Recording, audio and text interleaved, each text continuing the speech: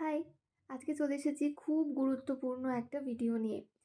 আজকের ভিডিওতে আমি বলব যে ভার্নিশ কিভাবে ইউজ করবে এবং ইউজ করার পরে তুলি কি করে ক্লিন করবে এবং এমন কি মেথড রয়েছে যেটার জন্য তোমাদের ভার্নিশ কিন্তু জমবে না।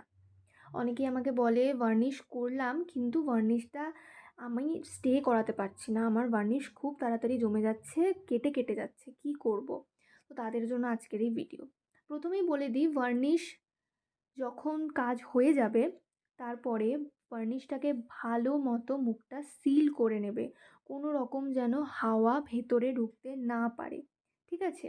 কোনো রকম যেন ফাঁক না থাকে তার মধ্যে, ভালো করে আটকে নেবে। তারপরে ভার্নিশটাকে একটু উল্টে নেবে, তাহলে ভার্নিশের যে কৌটোর মুখটা সেটার মুখের মধ্যে একটু ভার্নিশ জমা হবে। এতে কি হবে, সিলটা আরও শক্তপোক্ত হবে। তারপরে আমি আসবো তুলি কি করে ক্লিন করবে। এই যে দেখতে পাচ্ছ একদম ভার্নিশে ডুবো একটা তুলি। এই যে বোতলের মধ্যে রয়েছে তারপিন তেল। ভালো করে ধুয়ে নেবে তুলিটাকে এবং এই তারপিন তেলটা কিন্তু খবরদার ফেলবে না, এটা কিন্তু রিইউজেবল।